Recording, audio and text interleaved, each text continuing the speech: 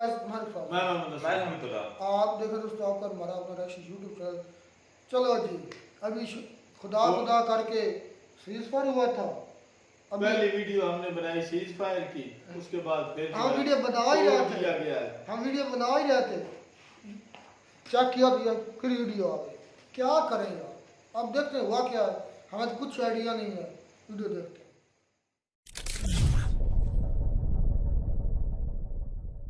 नमस्कार, welcome to career 247। मैं हूं प्रशांत धवन। साफ साफ लग रहा है कि पाकिस्तान का जो आर्मी जनरल है आसिम मुनीर, ये नहीं चाहता कि अभी इंडिया पाकिस्तान के बीच में शांति हो। इसको अपनी कुर्सी बचानी है और कुर्सी बचाने के चक्कर में ये पूरे रीजन को एक फुल स्केल वॉर की तरफ धकेल सकता है। ये बात अब कंफर्म हो चुकी है। जम्मू कश्मीर के चीफ मिनिस्टर ने भी कंफर्म कर दी है कि पाकिस्तान ने सीज फायर तोड़कर एक बड़ा ड्रोन अटैक किया है जम्मू पर। और अगर यहां पे आप सोच रहे हैं वेट, डोनाल्ड ट्रंप ने अभी ट्वीट करी थी कि देखो अब सीज फायर करवा दिया है मैंने। मैं एक बात यहां पर बोलना चाहूंगा, ये जो वर्ड है सीज फायर, ये यूएस यूज कर रहा है, मगर एक बात नोट करना, पाकिस्तान के प्रधानमंत्री ने ये जो वर्ड है सीज फायर, ये कहीं पर यूज नहीं किया। शहबाज शरीफ ने ट्वीट करी, बोला थैंक यू प्रेसिडेंट ट्रंप, आपने रोल प्ले किया अपना, मगर इस पूरी ट्वीट में देख लो सीज फायर वर्ड आपको कहीं नहीं मिलेगा। इंटरेस्टिंगली डॉक्टर एस जयशंकर ने भी जब इसके बारे में लिखा तो इन्होंने कहा कि अभी हमारी बस अंडरस्टैंडिंग थोड़ी बहुत बैठी है। सीज फायर वर्ड का यूज आपको भारत सरकार में कहीं नहीं मिलेगा। हम लोगों ने यही कहा है कि बस एक अंडरस्टैंडिंग है कि अभी के लिए शांति रखते हैं, बट क्लियरली पाकिस्तान शांति यहां पर चाहता नहीं है। जो विजुअल्स आए हैं जम्मू से, ये मैं आपको दिखाना चाहता हूं। इधर आप देख पाओगे जम्मू कश्मीर के चीफ मिनिस्टर उमर अब्दुल्ला ये कह रहे हैं this is no ceasefire. Ceasefire ये नहीं होता। The air defence units in the middle of Srinagar just opened up. फिर से इजराइल गाजा आयरन डोम जैसे दृश्य देखने को मिल रहे हैं श्रीनगर में। हमारा मिसाइल डिफेंस सिस्टम अभी फायरिंग स्टार्ट कर देगा पाकिस्तानी ड्रोन्स के अगेंस्ट। ये हमारा एयर डिफेंस सिस्टम एक्टिवेट हो चुका है।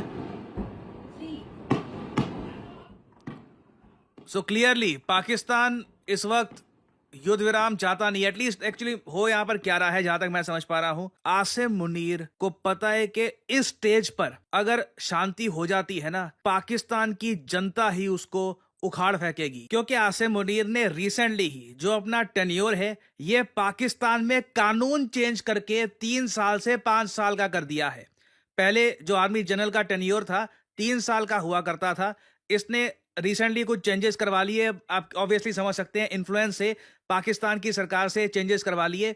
अब पाकिस्तान का ये आर्मी चीफ रहेगा 2027 तक। और raw research and analysis wing के जो पूर्व चीफ रह चुके हैं, उन्होंने एक बात नोट करी है, इतिहास पढ़ लो।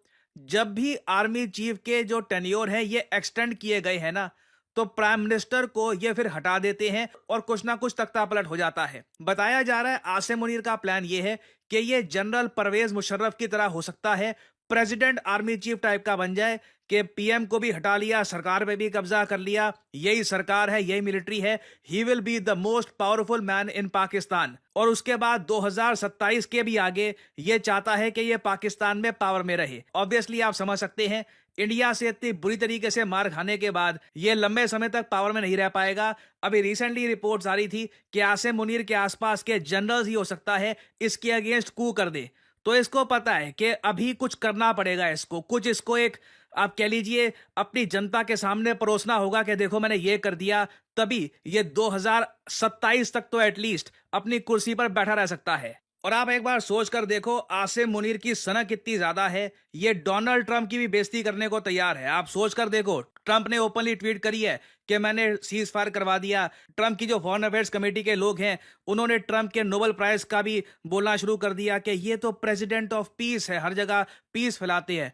अब आसिम मुनीर का दबदबा ऐसा है, इसने पाकिस्तानी मीडिया को भी ऐसे पकड़ रखा है। आप देखोगे थंबनेल पर आसिम मुनीर दिखेगा, शहबाज शरीफ गायब है। इनके वो पढ़ लो, टाइटल पढ़ लो न्यूज के, ये इनके मैं आपको बता रहा हूं मेन स्ट्रीम न्यूज आउटलेट्स है जो बाय द वे इंडिया में बैंड है। बस इनके थंबनेल दिखा रहा हूं आपको ये समझाने के लिए कि ये आज के समय क्या बातें कर रहे हैं। ये कह रहे हैं जी पाकिस्तान का मिसाइल अटैक हुआ है, इंडिया डेवास्टेटेड है।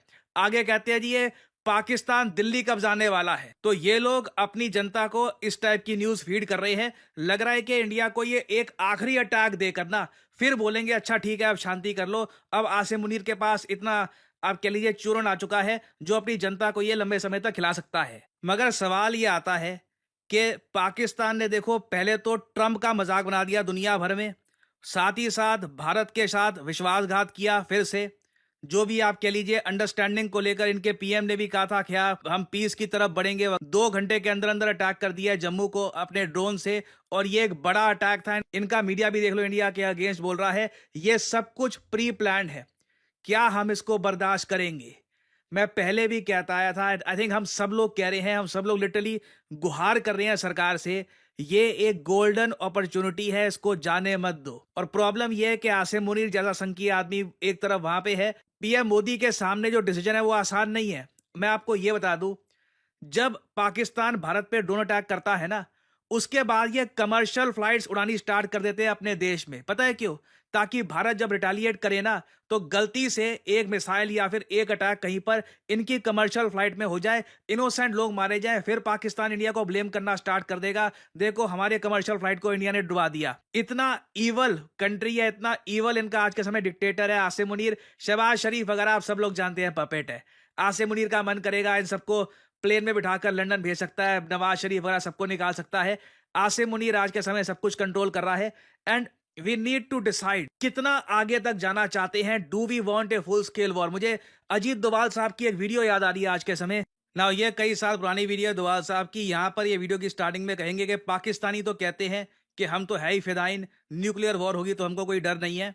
भारत को मन बनाना होगा कि तैयार हो कि एक न्यूक्लियर वेपन वाले कंट्री से लड़ने में। ये जो क्लिप है मैं कहूंगा बहुत इंपॉर्टेंट है। जब हम कहते हैं ना कि फुल स्केल वॉर, ये शब्द हमको याद रखने होंगे। 30 सेकंड की क्लिप है, ये देखना।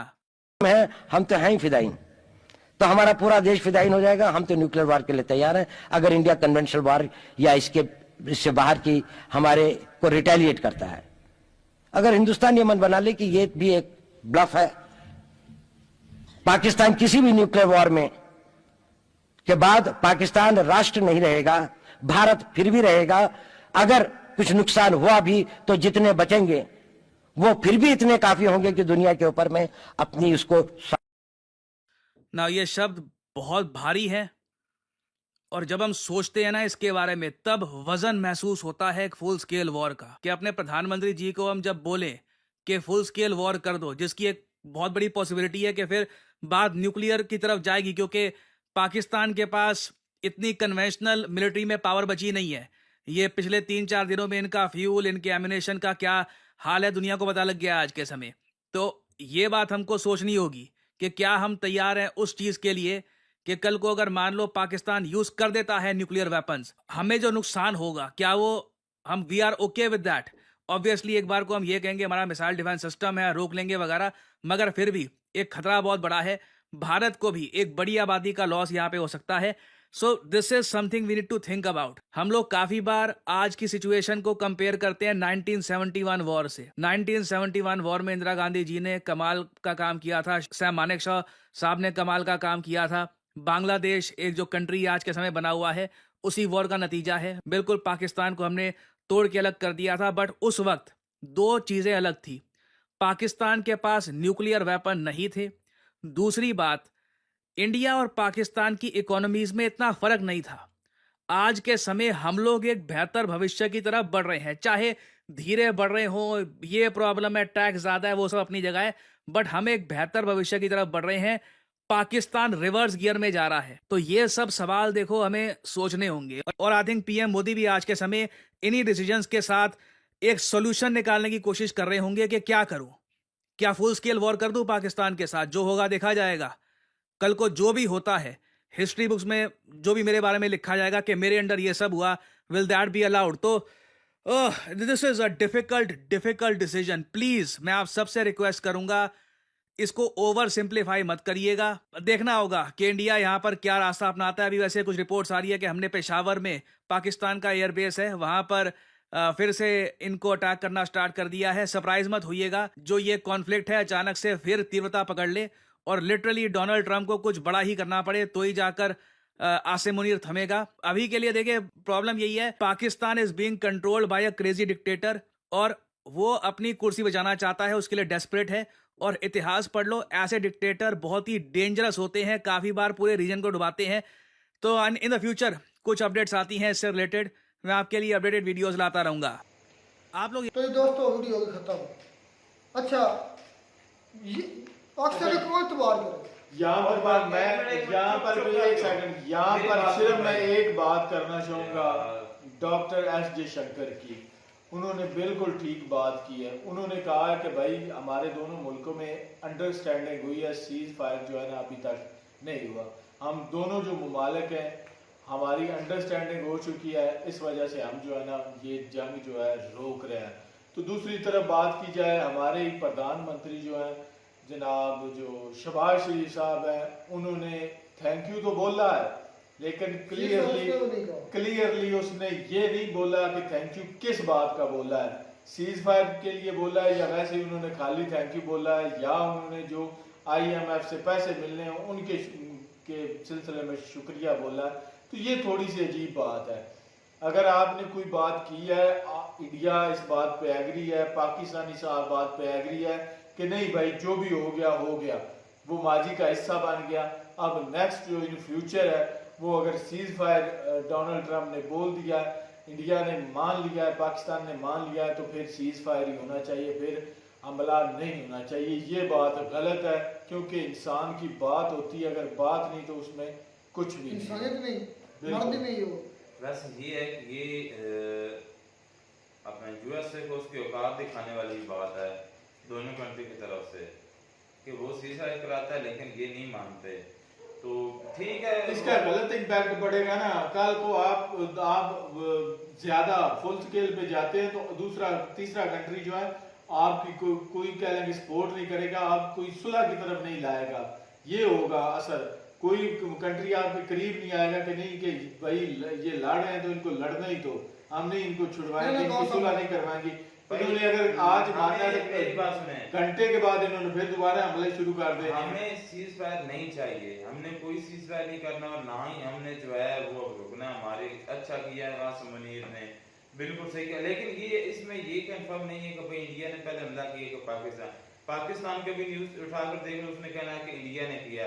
इंडिया के हम ये देख रहे हैं, इसने कहा कि पाकिस्तान। भाई अगर तो सीज फायर हो चुका था, दोनों मुल्कों की बात हो चुकी थी, तो भाई जिसने भी पहल किया है गलत किया, चाहे वो पाकिस्तान ने किया है या फिर वो इंडिया ने किया है, गलत किया है।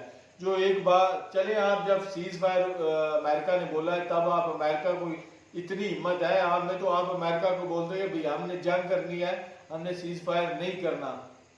तो आप तो ये डबल स्टैंडर्ड कर रहे हैं, चाहे वो पाकिस्तान है चाहे वो इंडिया है। अगर आपने सीज फायर नहीं करना तो आप बोलते कि भाई हमने जंग करनी है। और एक तरफ तो मैं कहता हूँ कि ट्रम्प जो है उसकी बात का भी कोई असर नहीं हुआ, यानी कि उसकी भी बेइज्जती है यहाँ पे। तो सही है, ये तो अच्छी बात है। दोनों के ट्वीट में सीज फायर लफ्ज आया था, ये पहले सीज फायर लफ्ज यूज नहीं किया। अच्छा, शहबाज शरीफ ने उसको कॉपी किया, जयशंकर ने कॉपी की, हाँ कॉपी कर, उसने बाद में ट्वीट किया है। तो मैं कहता हूँ कि सही किया। ये फुल स्केल वॉर होनी चाहिए, दोनों तरफ से न्यूक्लियर वॉर यूज होने चाहिए। अजीत दोल, आप बोल लो एंड में, मुझे 2 मिनट देना, मैं बोलूंगा। अजीत दोल ने कितनी भारी बातें की हैं। इतना जरूर है, इंडिया को डर तो जरूर है कि हम पर न्यूक्लियर वॉर चल हो सकती है, फुल स्केल वॉर, क्योंकि हमारे पास कोई ज़्यादा ऑप्शन नहीं है। इंडिया के पास है, हमारे पास कोई ऑप्शन नहीं है सिवाय न्यूक्लियर वॉर की, क्योंकि हमारे पास इतनी कोई ना मिलिट्री ताकत है, ना हम इतनी ज़्यादा लंबी कोई खींच सकते हैं वार, ना हमारे पास पैसे हैं, भूखे मरे हुए हैं, हम तो डूबे हैं सनम, तुम्हें भी ले डूबेंगे। तो ये बात होनी है, तो देख ले इसका खमियाजा कितने लोगों ने भुगतना, कितने करोड़ लोग जो है वो हाथ से जाएंगे। इंडिया के जो है वो गंगा नदी में बहेंगे। आप इधर जाएंगे भाई, आप बेवकूफों वाली बात कर रहे हो भाई। आप हिरोशिमा और नागासाकी की हिस्ट्री चेक करो, वहां पे क्या हुआ था। जब गिरा था वहां पे USA ने अटैक किया था, तो तकरीबन स्टार्टिंग में 60,000 जो बंदा था ना वो मारा गया था। तो आप तो बिल्कुल दोनों कंट्री जो है साथ साथ हो और आप दोनों एटमी पावर हो। ये नहीं है कि अगर आप हमला करोगे तो आप बच जाओगे, वो हमला करेगा तो वो बच जाएगा। जब हमला होगा जिस पे पहले गिर गया उसका तो बेड़ा गर्क होना है, दूसरे वाले ने भी नहीं छोड़ना। दूसरे ने भी अटैक करना है।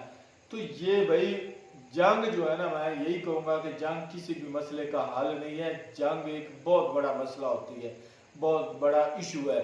76 सालों से हम लगे हुए हैं अपने बॉर्डर्स पे खड़े होकर, रोज 5-6 बजे हमारी परेड शुरू होती है और हमारा यही मकसद होता है कि पाकिस्तान वालों की टांग 1-2 इंच जो है ना इंडिया वाले सिपाही फौजी से ऊपर ही हो, और उनका जो फौजी होता है उसकी भी यही नीयत होती है कि पाकिस्तान वाले फौजी से ऊपर हो।